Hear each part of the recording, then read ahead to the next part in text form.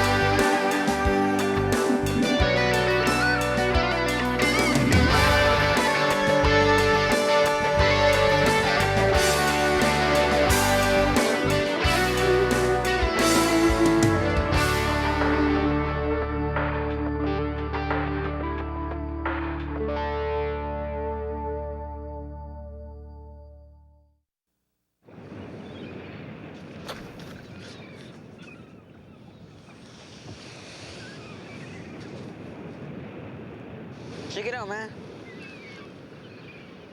What is that?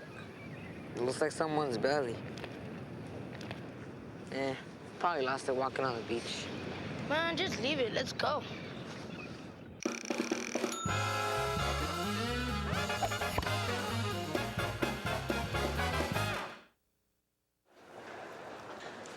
Can I help you, sir?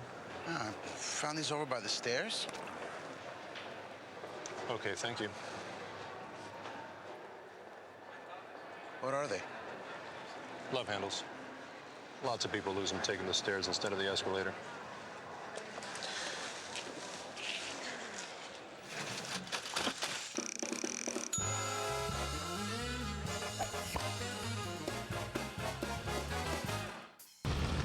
What's going on out there, Dave? You get any other bites?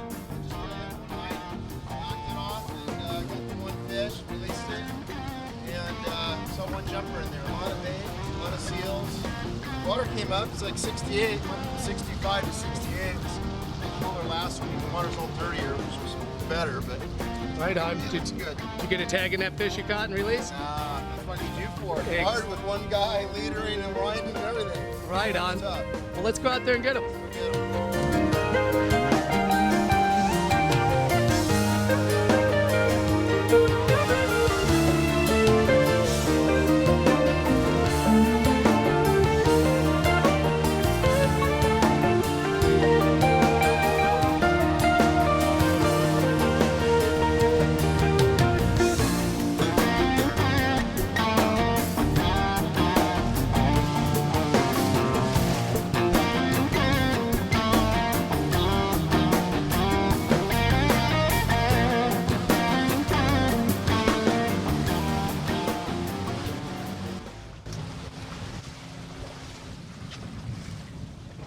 We just left the inside spot and we came outside here. We found looking for some different colored water. We got a little bit darker, browner water here.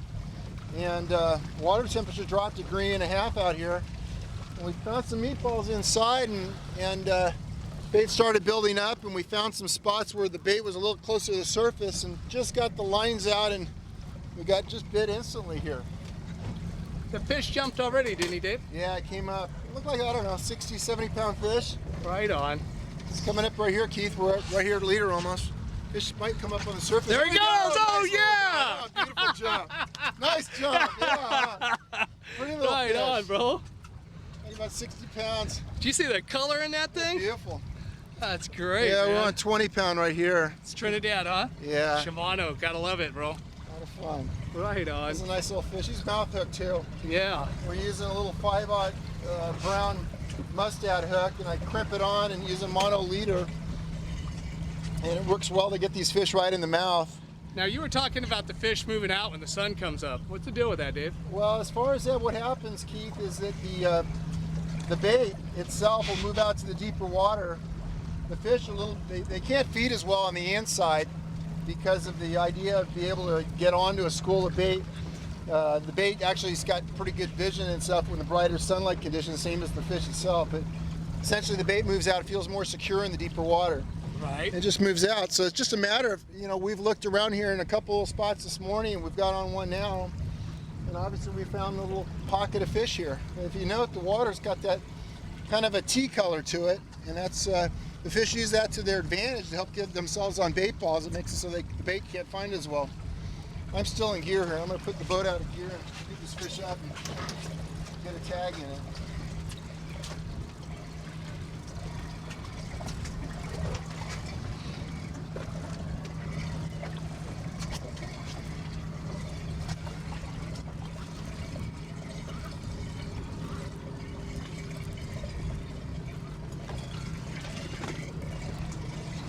Now you can watch the angle of the line. It's got a little belly in it right now, but as you can see, this fish is moving forward right now.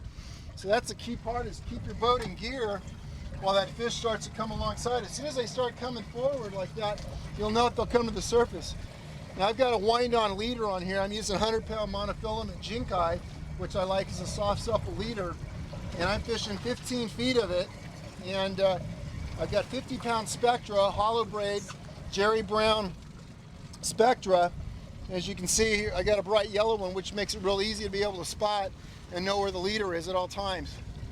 I'm just going to go ahead and leader this fish up without gloves so Keith can get it. But You want me to tag it? yeah, why don't you go ahead and get the tag pole out? Okay. Well, it's actually a small enough fish. I think I can get it. Alrighty. Let me get this ready for the shot. I'm just going to lift this fish up. It's a small enough fish. I should be able to just lead her up by hand. They get real active when it gets close. See, I got this rubber band on here, number 18 rubber band. Oh. Pop that off there. This came right off, huh? Yeah, just break it off. And Well, that's great. I can wind, use the beauty of a wind on. We get this fish all the way up where Keith can just get that tag right in. There he goes. There he goes. Nice little run. Now, what pound test are you using here? This is 20 pound with 100-pound mono leader. Right on.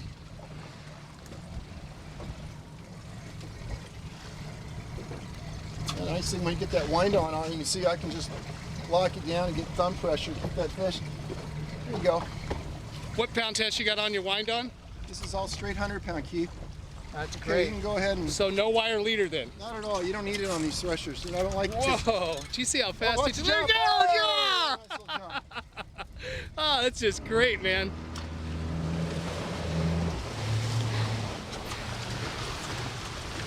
He's a spunky little dude, isn't he?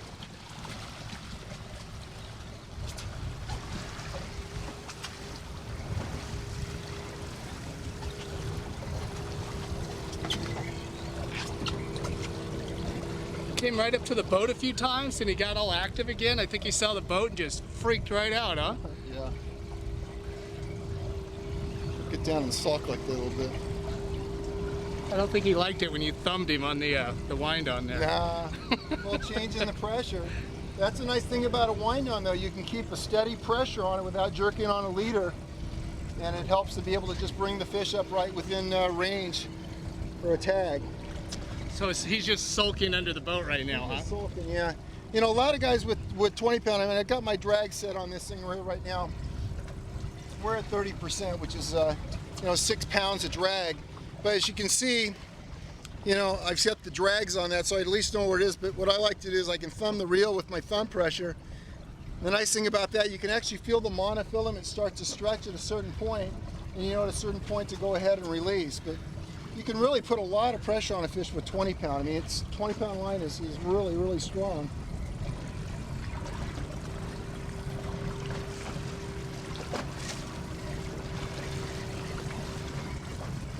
this fish up quick here and get it released and go get another one. Hey, he just came to the boat, hadn't even hardly fought at all. Yeah, they'll come to the boat quick in that first opportunity you get. You find that a lot on big game fish.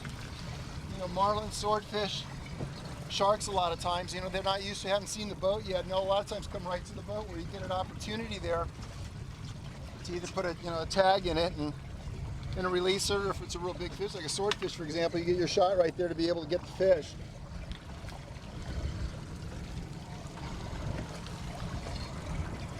Okay, now he's going to start. I've kind of broken the fish now, and he's coming to the surface again. That steady pressure kept cleaning his head out. And here he comes again. Again, I got that bright wind-on spectra right there. It makes it real easy to see where it was. That yellow came right up, and I know right where it is. That's now, great. I made the double line. You can see a small double line there. I made that with a bimini. Right. I use a bimini. It's actually a platinum. It's what I use. But what you want to do, you don't want to have that center on your guides at all, if you can. So you see at that point, I'll drop it back out until I get enough pressure to be able to get that pass. I don't want that connection really rubbing on the guides itself. Right, I understand, because you have to put too much pressure on it, it'll just pop it, won't it? It could. I mean, it could if you wear it. You don't want to wear on it. Right. I've still got the boat in gear. Just Keith and I fishing here today. Ideally, you want to have a crew of, an angler and a tag guy and a guy running the boat. Guy with the camera alone. Camera, yeah, there we go. If you had a fourth, even better. You can have a wireman, somebody grab that leader. Technically, we could have had that fish right there if we had an extra guy. Right.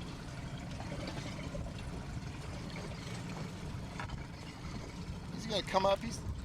He might jump again. There he goes. Oh, yeah. That's what, 3 times now? That's 3 times.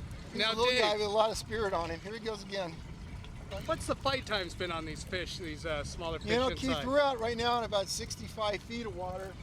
We've been catching them in the shallow in about 20, 25 feet. In there, you can get them a lot quicker. But I'd say on the inside, you're usually maybe a 5 to 10 minute fight. Outside in that deeper water's a little cooler in the deeper water, and the fish fight a little harder. I'd say anywhere up to about 20 minutes at the most, 15 minutes typically. We try and get the fish as quick as we can, just to release them in the best possible condition. I'll get this over with right now with this fish. So you're happy with the Trinidad on these fish in here, Dave? I love the Trinidad, and the main thing I like on the Trinidad is it's got an adjustable free spool on it with a ticker, which I can adjust when I'm slow trolling, where I can set the tension back and still have free spool with enough tension to hold that bait in place. Right. But yeah, the 6-to-1 gear ratio on the Shimanos and these Trinidad, they really make it nice. This is a Trinidad 16. I like the 16, and I like to fish the 20 on. Now, the guys that love those TLD lever drags, the 5s and the 10s that they quit making, why are they picking up these Trinidads over those? Well, they're a little beefier reel. The old Shimanos that you're talking about, Keith, and TLDs, they're a fantastic reel for super light line because you have an adjustable drag where you have this fish is going to come up again, Keith. You might Come up again? You're going to get a jump shot. I might go ahead and put it in neutral. We'll be driving forward. I'll put it in reverse. We'll back up and get this done.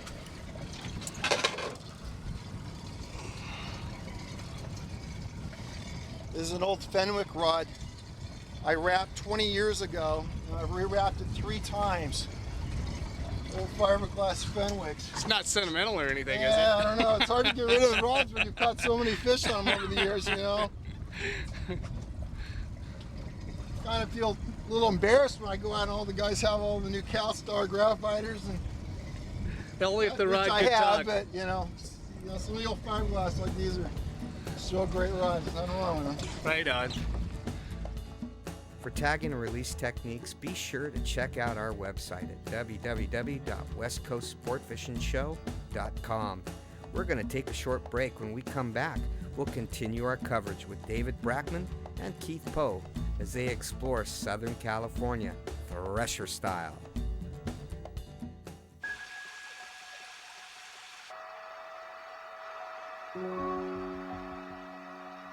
How do you convince a 14-year-old girl that hair doesn't matter?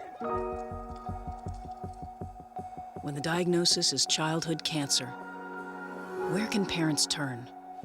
CureSearch.org can help. It's run by doctors and scientists whose research has led to an overall cure rate of 78%. You're not as alone as you feel.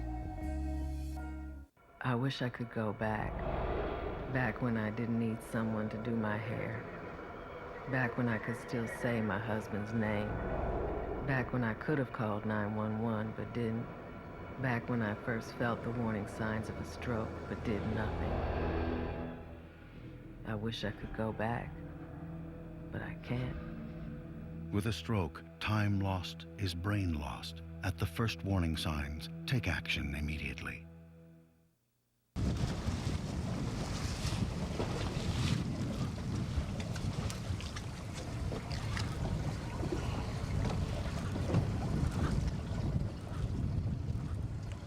That thing on fighting a fish too, as you can see, I'm only working a short little bit of distance there when I move the rod up. I'm keeping the rod at a maximum bend. I'm coming down, I try and take anywhere from 1 to 3 cranks at a time.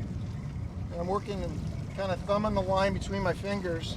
So you're only pumping about a foot up and down on Yeah, that. at the most, Keith. See, I'm even when I come down on the rod, Right? you know, I'm never actually letting the rod come out. I'm keeping the rod at all times under a load, as it's called, as you can see. I like the 6-to-1 gear ratio on the Shimano. It's just the idea I can pick up that line without losing it. That's pretty quick, Okay, 6 now, to 1. You'll see, notice when the fish starts coming near the surface, you start picking up a lot more slack. That fish is up near the top. Now he's gonna run, here he comes, I'm gonna put the boat in gear because he's gonna run past if I don't put the boat in gear. Okay, now at this point, I'll keep the boat in gear so the fish, there's the wind on, got the wind on now on the reel. I can put a maximum pressure on it. Okay, now I'm gonna have Keith go at this point. Keith, I want you to go ahead and put that tag in him. Okay. I'm gonna keep the pressure, the same amount of pressure. You get an opportunity. You don't want to with spook the tag him. pull. So I'm just gonna back up slowly. I got that leader in hand. I don't need to grab leader. I'm just gonna back up slowly. Keith's gonna go ahead and hold me here. Oh! He's got one hand to use. It's like the rodeo show here. Beautiful little fish. See the color in that, Dave? Mm-hmm.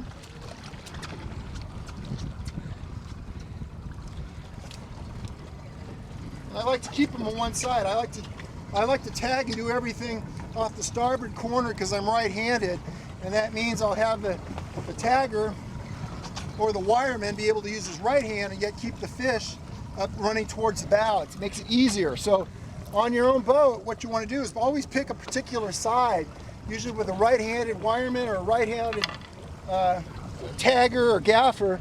Keep the fish off the starboard corner. That's the best bet. By keeping the fish in the back corner, I'm also able to control the boat.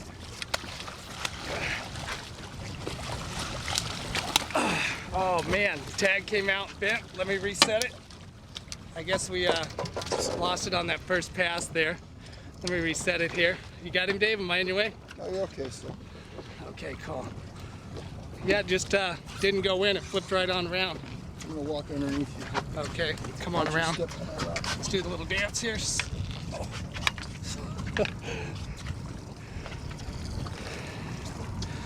Here he comes.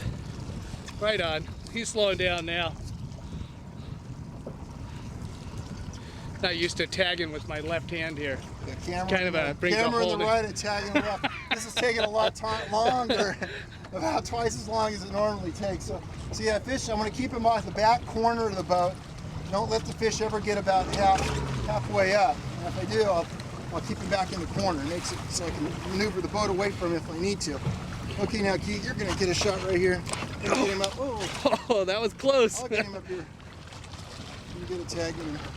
Okay. It's a little active here.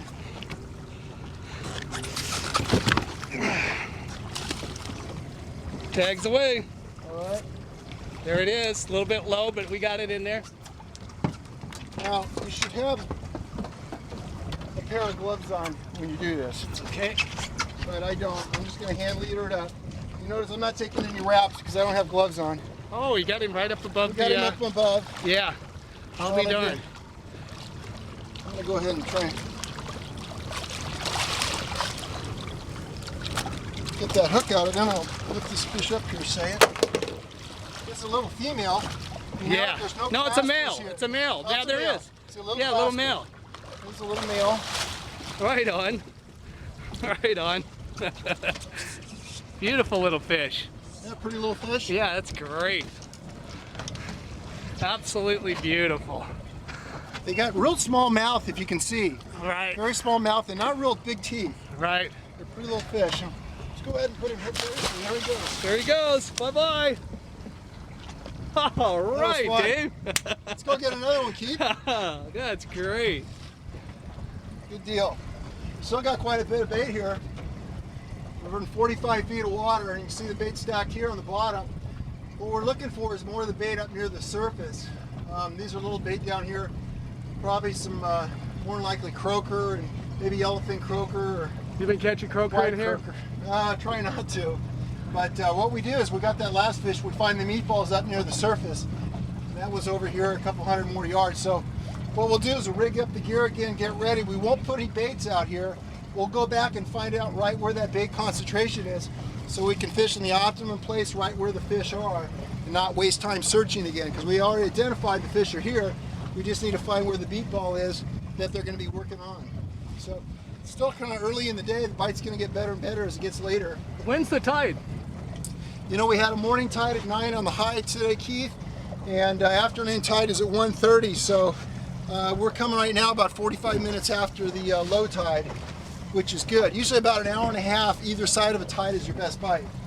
Right on. Birds getting active in here. We'll get back on them right now. That's great. Let's go get them. Let's go.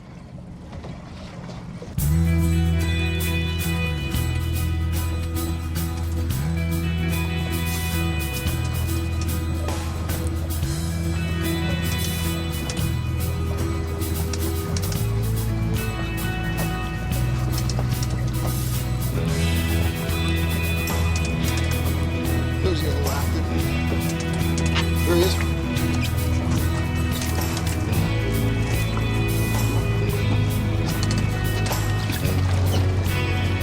Just took a run under the boat.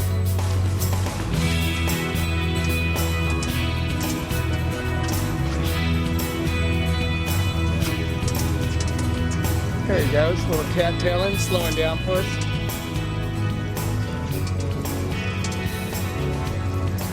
Coming around. How's the fight? That's boring. These fish pull pretty good for little pups, huh? Yeah. What size weight are you using on these? You got 2 ounces right here. I had a 2 ounce on the surface and went with a 3 ounce in the deeper line. See if 50 feet of water, if it made a difference. These fish have all got on the shallower line here.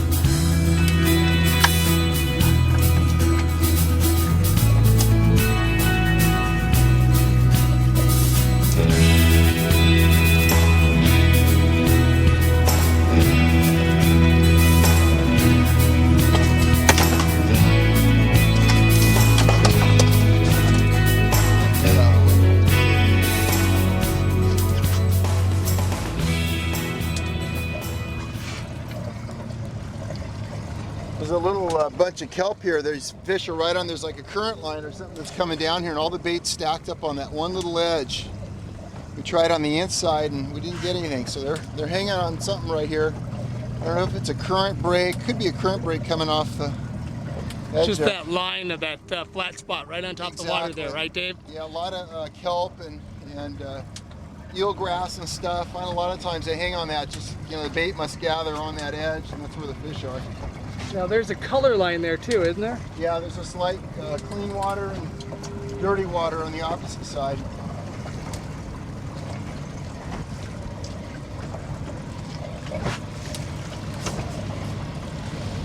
What's this fish, about 40 pounds like the last one? Yeah, I'd say 40, maybe 50 at the most. If we had some more time, we could probably hook that 100. Maybe. Right here on the same place. It's just sulking on you again. Oh, he's got coming up Here now. he is, right here at the top again.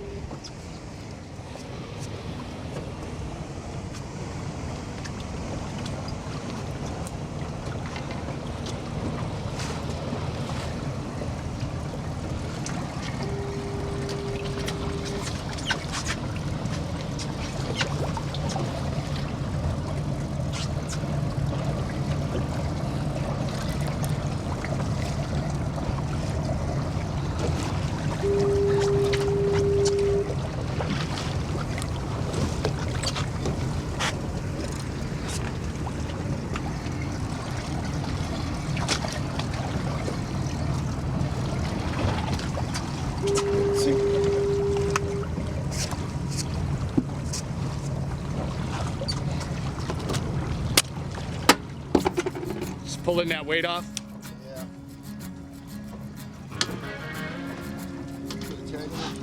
Yeah. Oh, shoot. Oh. Come on, puppy. Oh, it's too low again. Oh, well. Yeah, single-handed tagging is not a good deal.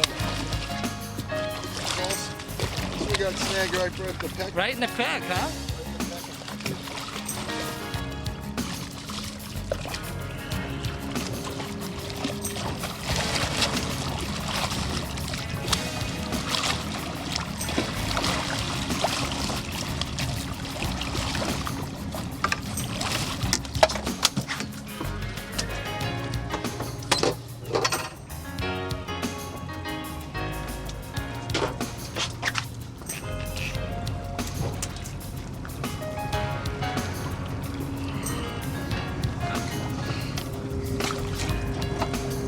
Right on. Beautiful. Look at that, huh? It's a female. Yeah. Take a look right Female. here. Okay. There's no claspers. Right. Right on. Nice little pup. Right on, bro. Alrighty. Good job, Dave. Congratulations. Well, that's all the time we have for this show, but be sure to log on and check out our shows right on our website at www.westcoastsportfishingshow.com. You can watch them 24 hours a day, 365 days a year. Let us know what you think. With our contact page, just fill out the form and press send. It's that easy. We'd like to thank David Brackman for sharing with us his fishing knowledge on these fantastic fish. You could not have asked for a better day of fishing. Please practice CPR, catch, photograph, and release. For myself and Keith Poe, thanks for joining us. We'll see you next time, right here on the westcoastsportfishingshow.com.